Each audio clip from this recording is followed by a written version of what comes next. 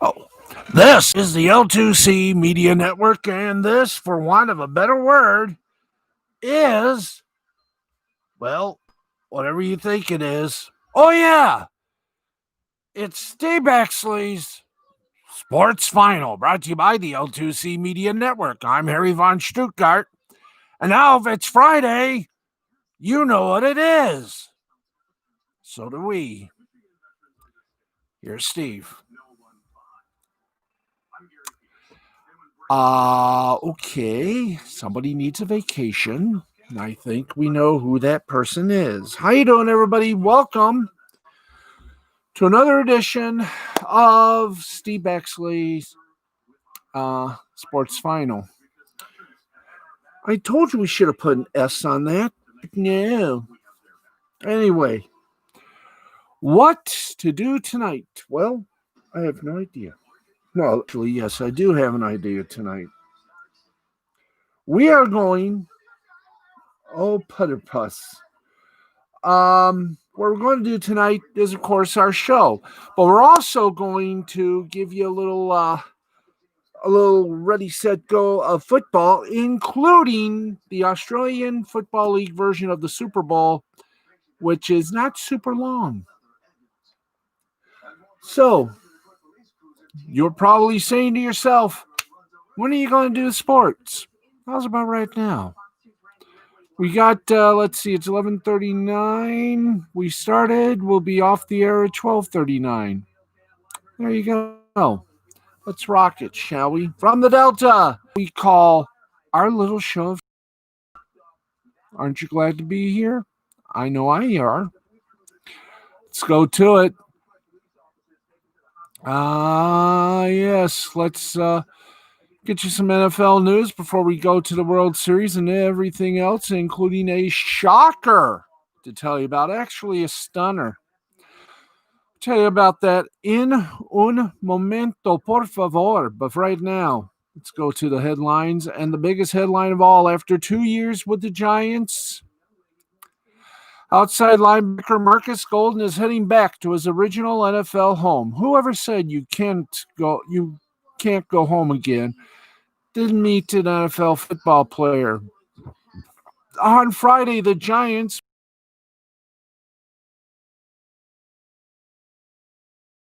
six-year veteran of the Cardinals in exchange for a 2021 sixth-round pick. The 58th overall pick in the 2015 draft, Golden spent his first 4 seasons with the Cardinals as a rookie.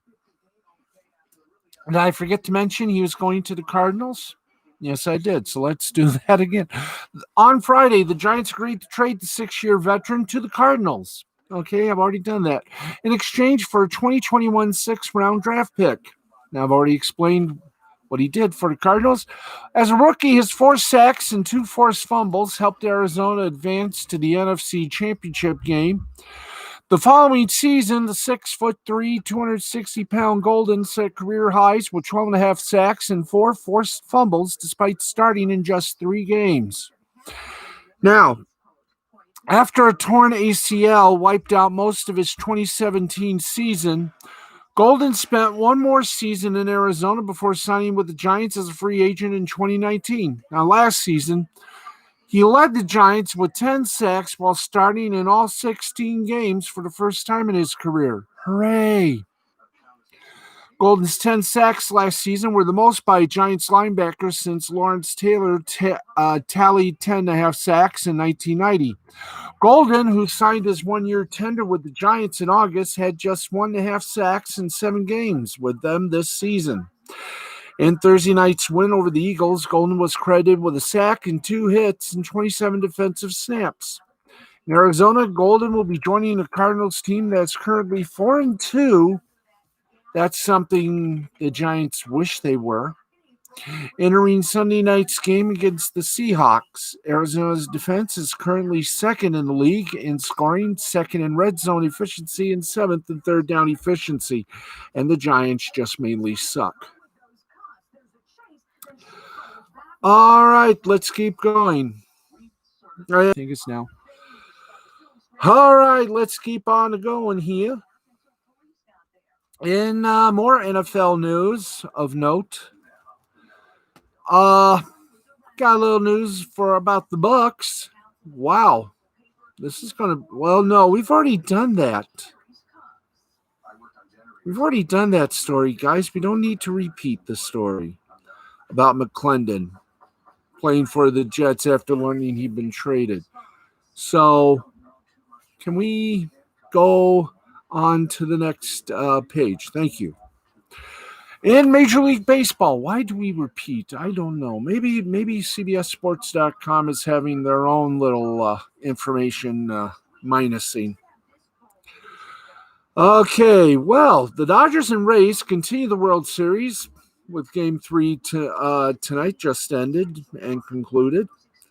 The other 28 Major League Baseball teams are already in off-season mode, and according to the New York Post George King, the Los Angeles Angels have early interest in free agent-to-be shortstop Didi Gregorius. King notes their interest is likely advanced work, seeing how free agency is yet to begin. The Angels went 26-34 this past condensed season, missing the postseason for the sixth consecutive year despite the expanded 16-team format. Incumbent shortstop Andrelton Simmons is scheduled to become a free agent. While he remains a fantastic defender, well, he's not much of a hitter, and the Halos could be seeking an offensive upgrade at the position without sacrificing much defense. The 30-year-old Gregorius signed a one-year prove-yourself contract with the Phillies last winter. He struggled with the Yankees in 2019, hitting .238, .276, .441 in 82 games after returning from Tommy John surgery. Now with the Phillies in 2020, Sir Didi hit .284, .339, .488 with 10 homers in 60 games. That's right, in line with his pre-Tommy John surgery output. Now, the Angels lean right-handed with their lineup, breakout slugger Jared Walsh and Shohei Ohtani are their only lefty bats, though perhaps it doesn't matter when two of your righties are Mike Trout and Anthony Rendon. Still, Gregorius is a left-handed hitter, and signing him to replace Simmons will give the team's lineup a little more balance. Now, hypothetically, manager Joe Madden would be able to run out a lineup along these lines on a regular basis. Second baseman David Fletcher, center fielder Mike Trout, first baseman Jared Walsh, third baseman Shohei Ohtani, catcher Max Strozzi, and right fielder Joe Adell. Now, the Angels' best lineup does not include Albert Pujols. He hit .224, .270, .395 in 2020. To their credit, they acknowledge that Pujols started only 13 of the team's final 23 games. There's also no room in their lineup for Franklin Barreto, a former top prospect who came over in the Tommy La Stella trade. The 25-year-old Barreto in February is a career .175, .207, .342 hitter in the big leagues and shouldn't stand in the way of an infield addition. Of course, the Angels do have a general manager right now. They do not have a general manager right now. They fired Billy Epler soon after the regular season and have yet to name a replacement.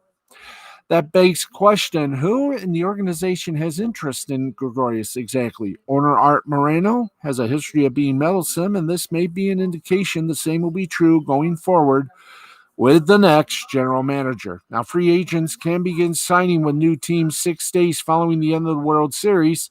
Game 7 is Wednesday, October 28th, so the latest free agent signing period can open. It's Tuesday, November 3rd. Ooh la la. So, what is next, you may ask in our headline brigade? Well, I'm going to tell you what is next. Not a whole lot. The Red Sox, speaking of teams in rebuild mode, the Red Sox announced that Ron Roenicke would not return for the 2021 season. Roenicke, of course, delighted, I guess. The Red Sox parted ways with Alex Cora as part of the fallout of the sign-stealing scandals that not so long ago dominated the news cycle. Then they recently announced that that means the Red Sox next season will have their third manager in as many years. Speaking of which, they've reportedly already interviewed 3 candidates for the vacancy. Enrique Rojas of ESPN reports that Boston general manager Chaim Bloom recently interviewed Luis Ureta, 39-year-old member of the Diamondbacks coaching staff. Ureta has also managed Colombia in the World Baseball Classic and in the Dominican Winter Leagues. As Rojas notes, Ureta also interviewed for the Red Sox job prior to their hiring of Renicky. CBSSports.com's RJ Anderson recently named Ureta as a possible candidate for the job this time around. Elsewhere, Boston Globe reporter Alex Spire blurbles that the Red Sox have also interviewed Cubs third base coach Will Venable and Pirates bench coach Don Kelly. Venable 37, Kelly 40. They had 9 years playing careers in the majors, both did. Now, whoever gets the job will be inheriting a team that went 24-36 in the very abbreviated 2020 regular season and finished dead last in the AL East. By the way, what about Alex Cora, you may ask? Well, he's being considered to be the manager of the Detroit Tigers. Hey.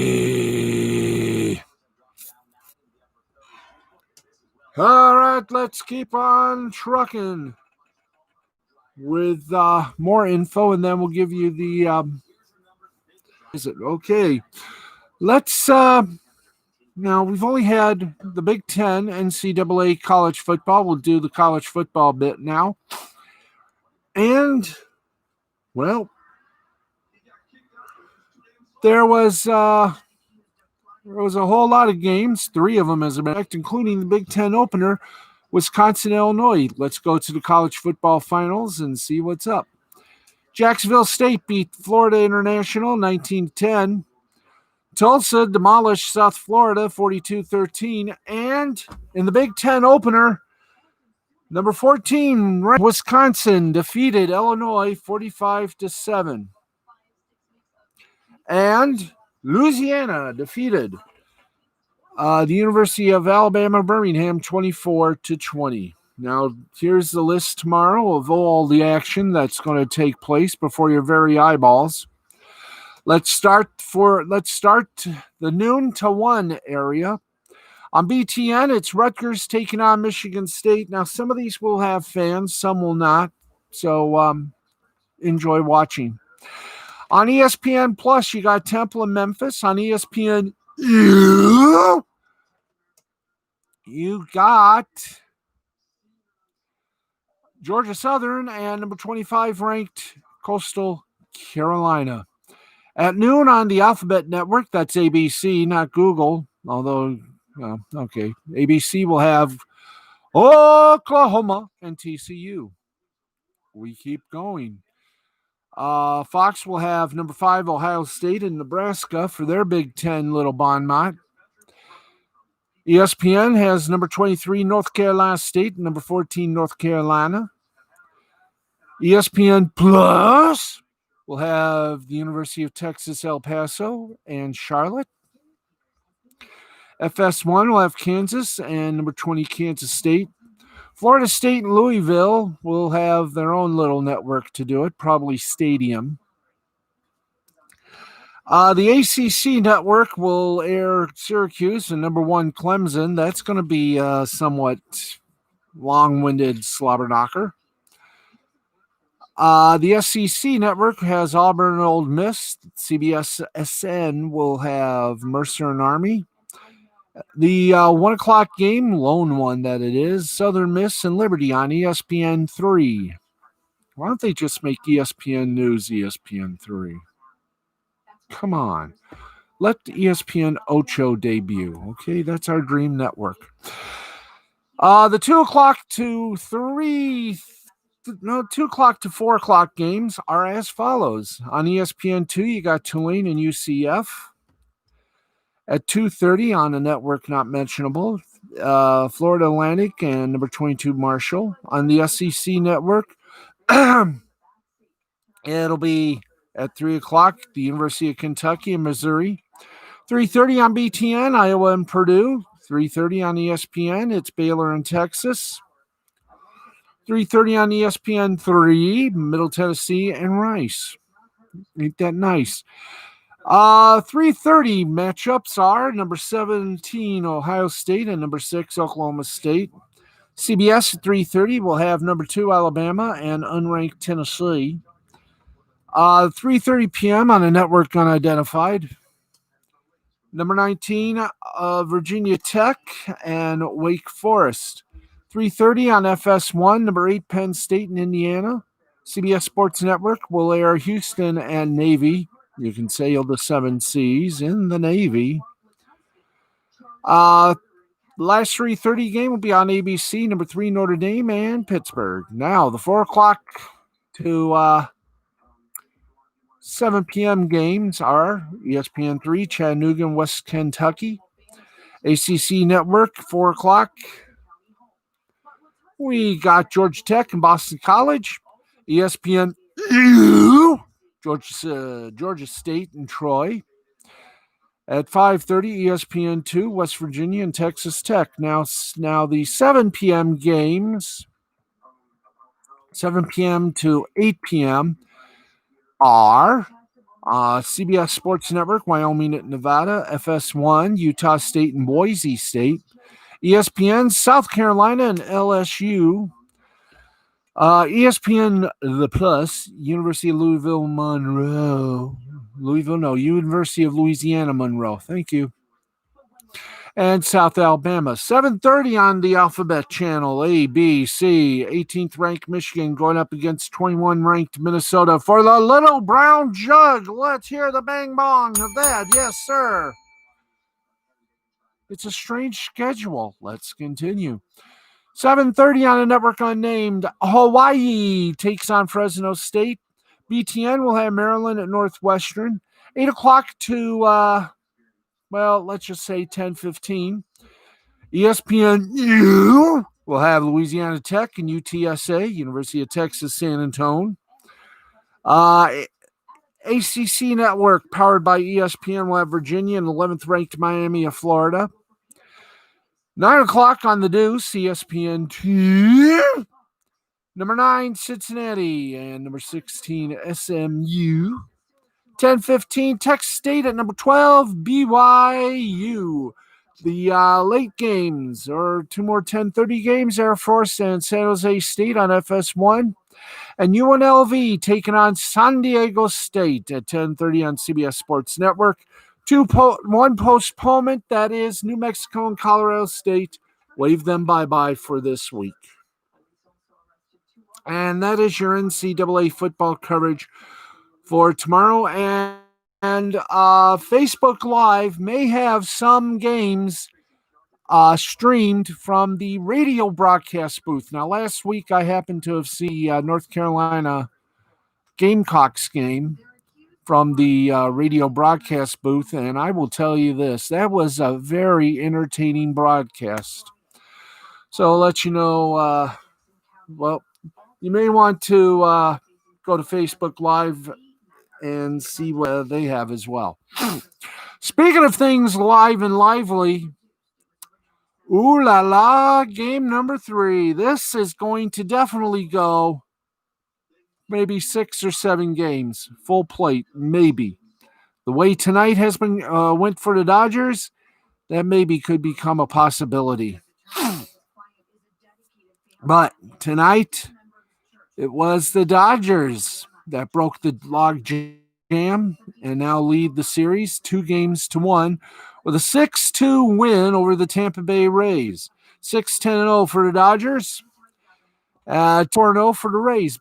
Buehler got the win for the Dodgers. He's 1-0. Morton heard a who and then went deaf the rest of the way. He's 1-1.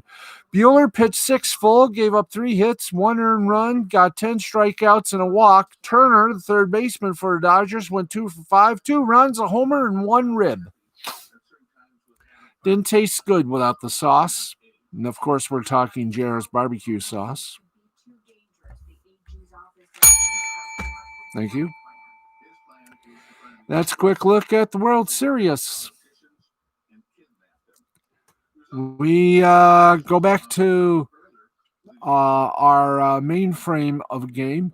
And we told you there was a stunner in the NFL report, and here it is. You remember when Bruce Arians was asked would he and the Buccaneers be ever interested in signing the wild man Antonio Brown? And, well, Bruce Arians said, nah, we're not interested. According to Adam Schefter of ESPN and CBS Sports NFL insider Jason La Canfora, Antonio Brown and the Buccaneers have reached an agreement on a one-year deal. Now, Canfora previously confirmed there was extreme interest on both sides to get a deal done and that Tom Brady had been pushing for it. Brown, pending he passes COVID-19 protocol, will likely make his Buccaneers debut against the Saints in Week 9. Hey, how about this? We just skip the whole season and give the Tampa Bay Buccaneers the Super Bowl. You got Brady, you got Gronk, and now you got Antonio Brown. Dear Lord, how many more big guns does the Bucs need to convince people to give them the Lombardi? I mean, there is more meat on the hook in Tampa Bay, but now they got some deadly meat. They got some of the toughest steak in the world with Antonio Brown. With him and Gronk, oh my lack of what little sanity this little puppy has in his whole little body. I mean, the Buccaneers just became real. Oh, did they become real? They were contenders, but now they're in the real deal. The Seahawks were considered to be in the mix to land Brown prior to Friday night's development. Tampa Bay, perhaps in anticipation of signing Brown, recently freed up $4 million in cap space after restructuring guard Ali Marpet's contract. How significant is the addition of Brown to Tampa Bay? Well, according to Sportsline data scientist Stephen the Bucs simulated win total has now increased from 10 to 10.4 wins. The Buccaneers' odds of winning the NFC South rose from 43.5 to 52.5, while their odds at making the playoffs increased from 76.9 to 84.9. So we'll just say 77 to 85. Tampa's odds at winning the NFC have gone from 13.1% to 18%, while its odds at winning this year's Super Bowl, whenever that gets played, which, by the way, will be held in Tampa, has increased from 5.4 to 8.2. Now, the move reunites Brown, a 7-time Pro Bowler and 4-time All-Pro receiver, with Tom Brady, who was Brown's teammate for one game during his final season with the Patriots, and Coach Bruce Arians, who was Brown's offensive coordinator in Pittsburgh during his first 2 seasons in the NFL.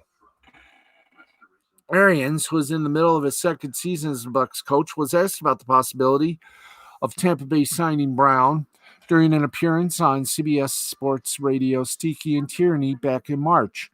He said at the time, "Yeah, it's not going to happen. There's no room. It's just not going to happen. It's just not a fit here." Well, looks like somebody had a change of heart, because it appears that Arians, with some coaching from his superstar QB, may have had a change of heart, as I just said, as the Buccaneers prior. The Buccaneers are 4-2 entering Sunday's game against the Raiders. They are currently 8th in the NFL in scoring average, 29.5 points per game. Brady, who signed a 2-year deal with the Bucs this offseason, is completing 64.1% of his passes for 14 touchdowns and 4 interceptions. Now, with Chris Godwin hampered by injury, Scott Miller has emerged as Tampa Bay's second leading receiver behind Mike Evans. Now, the duo of Evans and Miller has combined to catch 49 passes for 537 yards thus far. Evans leads the Buccaneers with 6 touchdown receptions, while tight end Rob Gronkowski, or as we like to call him, Gronk, who ended his one-year retirement to join the Buccaneers, has caught 17 of 28 targets for 218 yards. He caught his first touchdown with his new team during last Sunday's 38-10 win over the Packers. Brown, who turned 32 on July 10th, was the NFL's most prolific receiver from 2013 to 2018. During that span, Brown became the first player in league history to catch at least 100 passes for 6 consecutive seasons. His best season was in 2015 when, despite not having Ben Roethlisberger for 4 games, he set career highs with 136 receptions for 1,834 yards and 10 touchdowns. Now, in 2017, Brown was gaining MVP momentum before a lower body injury held him out of Pittsburgh's final 2 games of the regular season. Brown, despite not being 100% healthy, returned for the Steelers' divisional round playoff game against the Jags, where he managed to catch 7 passes for 132 yards and 2 touchdowns in Pittsburgh's 45-42 loss. Brown, who was traded from Pittsburgh to Oakland following an unceremonious ending with the Steelers, was released by the Raiders before the start of the 2019 season. He played just 1 game with the Patriots, catching 4 passes for 56 yards and a touchdown before being released following multiple allegations of sexual misconduct. Brown has remained unsigned since being released by the Patriots last September. Oh, voila. They are truly now got to be considered seriously as Super Bowl contenders. I mean, there is no doubt this is going to happen. Now, the Angels. Did we do this report or not? No, we did not do this. Okay. No, we've already done that story. We don't need to do a repeat. Okay.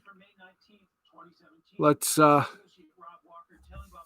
keep going and get you some golf news.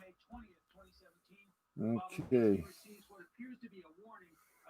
Here we go to the fun. The 2020 Zozo Championship leaderboard breakdown. Justin Thomas on top as Tiger Woods made an improvement in round 2. Let's do the breathing. Okay, if you shot 68 on Friday in round championship, you lost strokes to the field. The scoring average dipped into 67s as the best players in the world burned up Sherwood Country Club. Maybe the best player in the world right now, Justin Thomas, is out in front after back-to-back 65s to get to 14 under overall. JT leads Dylan Fratelli and Lanto Griffin by 1 going into the weekend and is the favorite to win for the 14th time on the PGA Tour. He played the back 9 on the course last on Thursday and first on Friday. He shot a combined 60 over those 18 holes to put him way out in front before cruising home with a 1 under second 9 on Friday to finish at 14 under. So, who's doing the chase? And who is being chased going into third round on Saturday? Well, Justin Thomas, 14. Now, the struggles this year have been with his putter, but it was terrific on Friday as he gained over 2 strokes on the field. This is problematic for the rest of the field when he's rolling it like he is this week. It could be over in a hurry. Additionally, Thomas's wedge game from 80 yards and in has been fantastic. He hit a nifty little flighted draw from 50 yards away to 5 feet on the first hole. It bounced in front of the green, even though the course is soft, and stopped right where he wanted it. Nobody does it better or more creatively from that distance. We have a tie at 13 with Dylan Fratelli and Lanto Griffin. 2 players with longer odds to start the week are getting it done so far. Neither are driving it particularly well thus far, which could signify a lack of staying power, but both missed out on co-leading with Thomas by making bogey on their final hole of the day. Patrick Cantlay and Scotty Scheffler are tied at at fourth place with 12 under. We got a log jam in sixth place with Abraham Answer, Harris English, Bubba Watson, Tyrell Hatton, Patrick Reed, Tony Finau, Kevin Kesner, Richie Rorinsky at 11 under. Then we have a two-way tie for 22nd between John Rahm at 9 under and 27th with Colin Morikawa at 8 under. And down below, tied at 66, Tiger Woods at 2 under. If he wants to make a good showing, he's going to have to get up there and make something of it. Right now, it's Justin Thomas's tournament to win or lose. Tomorrow will be the third round. We will, of course, bring you a report on that on tomorrow night's sports final. Okay, 12:08 a.m.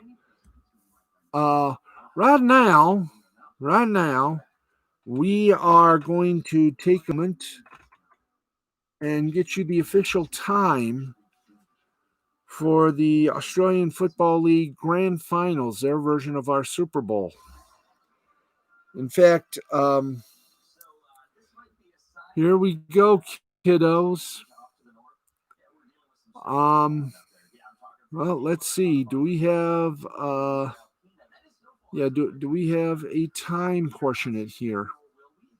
Do we have a time portion? Yeah, we do. Let's get the time official. Shall we?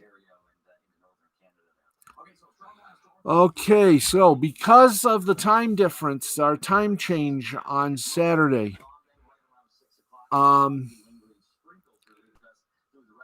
now Fox Sports 1 will have the AFL Grand Final. It is reportedly going to be at 4 o'clock a.m. We will try to get the full coordinate international coverage of the official time for that. It's going to be like 4 a.m., 7 a.m. You may want to set your DVRs. Awful announcing news if there's any updates. And if that's not enough, kids, we will give it to whomever else is here. No, we'll tell you we'll even give you a little prediction. Sounds good, doesn't it? Okay. Geelong Cats from the Gabba. Yahoo. Okay, I think we've done that. So right now, let's take you now to class book. And while we're doing that, I'm going, let's see. There we go. Set the recording, record from TV listings, go 7:31. And bada boom, bada boom, bada boom, boom, boom, bada boom. Yeah, okay, let us bank that. And bada boom, bada boom, bada boom, boom, boom. And we're going to, I think what we're going to do is,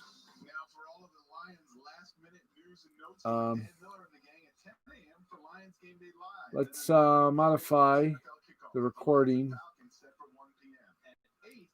Okay, give me a few moments here as I'm doing up the okay, and we'll set it for about an hour late.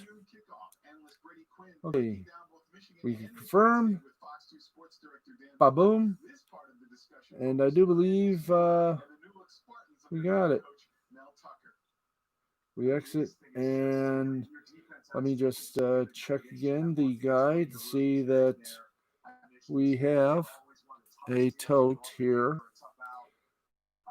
Gee, this is interesting. I know, folks, but there we go. Gotta make sure. Yep, We are recording. All right, we're recording it. Good.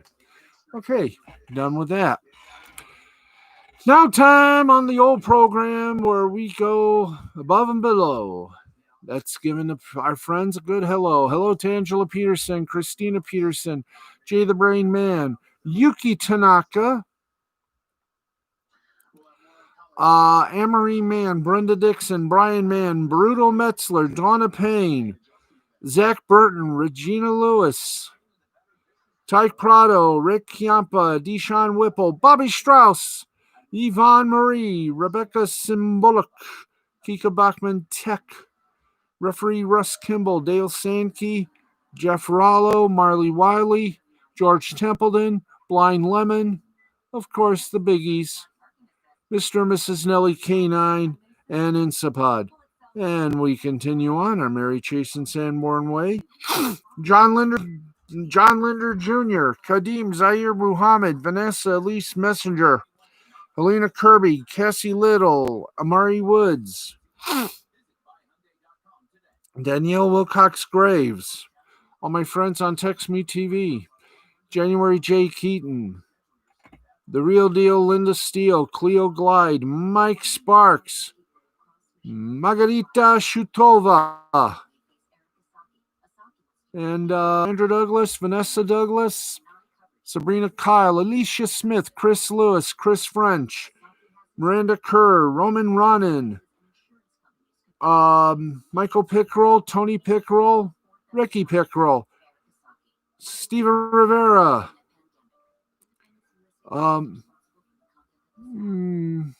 who else? Marianne Manco, Lou Parker, Courtney Perna, Silva Harapetian, Annie Jolie, AJ Hilton, Jennifer Valentine, Andrea Isom, and her orchestra. Okay, that is Facebook. All my friends on Facebook, hi. Also my cousins and my mom as well. Let's go to the side of love, which we call Twitter. Say hello to all of our friends on Twitter and all of your friends as well. Hello to Mandy Summers, Charlie's London, Ola and Centavo, to Amy Hayes, Frida Hayes, Morris Hayes, of course, Stacy Hayes. You thought I'd forget? No, I don't forget. I always remember. We also say a big old ding ding to Peter Gilmore, Alex Sims, Audrey Dogra, Nick Mantis, Sherry Jones, Lauren Thompson, and the Little Bambino. And Siobhan Cleffer, who announced this afternoon at noon that she was moving on to the digital side of TV6 News. She'll still be here for you, but now she'll be doing 6 News Now, an entire digital newscast. As management over there has said, hey, we're a newsroom, we're 24 hours a day, we're going to make sure the people know it. So there will be a 24-hour digital updates on 6 News Now. She'll still be a part of the 5:30 newscast, which is her own little fiesta. No one else can ever do that. Well, but 5:30 news with Siobhan Cleffer, including Good News Friday at 5:30, and there you go. We also say hi to Sierra Searchy, Mia St. John, Casey Lennox, Ivy McKellen. We also say hi to Rebecca, to Pito Ada, Louisa Fernanda, and on Instagram, we say hello to everyone. Well, Claudia Treos, Courtney Lynn Elwood, Dorothy Malone, and a whole bunch of other fine folk, including Francia Jones, among others. So there you go on that, which means one thing. We got enough time. It's time for us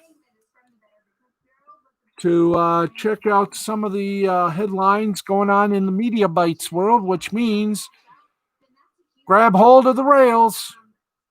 We're going on that roller coaster of awful announcing. And here we go. The NBA is reportedly aiming, and we're going to give you this because this is going to be fun. The NBA, at first they wanted to open the season on the weekend of Martin Luther King birthday. But the NBA has reportedly got a plan for the 2020-2021 season. The Athletic reports that the league plans on starting that season around Christmas and is focused not on an 82-game season, but a 72-game schedule that will conclude before the Olympics. December 22nd is a Tuesday, which would nicely lead into the league's traditional Christmas Day showcase on Friday. So there's reasoning. My God, logic in basketball. Who knew? The typical break between the NBA seasons is 4 months. The last game of the 2019 finals was June 13th, and the first game of the 2019-2020 season was October 22nd. Now, under this plan, the break between the end of the 2020 finals and the start of the 2020-2021 season will be cut to 10 weeks. As for ending by the Olympics, that puts the end date sometime before July 24th, when the basketball competition in Tokyo is scheduled to begin. Given the time needed to organize the team and coordinate practices and travel, that would likely put the 2021 NBA Finals sometime in June, much closer to the standard time on the calendar. Now, how the league sets up the schedule will be the real interesting thing, though. With the mid-October start to the season, teams typically end up playing somewhere between 30 and 35 games before Christmas each year. If 10 games are chopped off the schedule, that still leaves 20 to 25 games or so to be wedged into the existing schedule. Now, eliminating the All-Star game and said break could also allow for maybe 3 games or 4 games per team. But in order to get the season done by the Olympics, as expected, off days throughout the season would be eliminated. And let's be honest, there are plenty of off days throughout the playoffs that can be cut.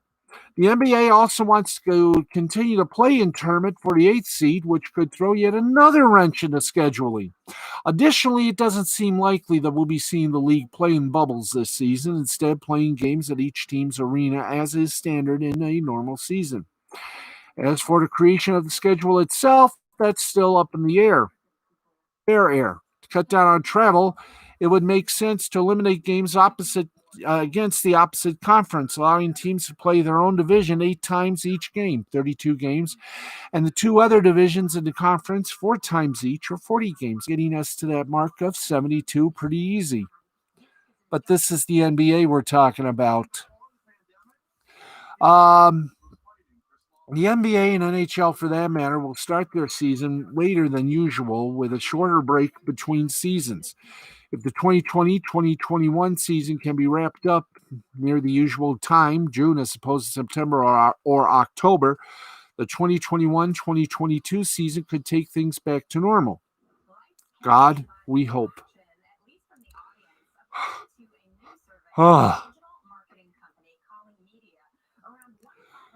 So, wow, keep going. Okay. The 2020 NBA draft will be held virtually at ESPN's Bristol studios. Very well. Grant Wall will write 3 final long-form stories for Sports Illustrated. SI fired Wall without severance. Now who will write 3 final long-form stories for the company. By the way, Thursday Night Football barely cracked 10 million viewers as it went head-to-head with that fun-loving debate. Commas Teddy Greenstein is leaving the Chicago Tribune for the PointsBet Sportsbook. And if that's not enough, ladies and gentlemen, the World Series Game 2 had about 8.950 million viewers. And let's see, I think we've literally done it all. Let's get to the scoreboard. We got about 10 minutes. Let's do it. We got your ticket to love. If you're a sports fan, it's a scoreboard, and here we go to it. By the way, Nick Ricada and Drexel are 25 minutes in on their Friday little shindig. Drexel and Ty Beard, for some unknown reason, maybe he gave a reason tonight. We shall have to find out. Shell Winter Classic, and I think their All Star game was postponed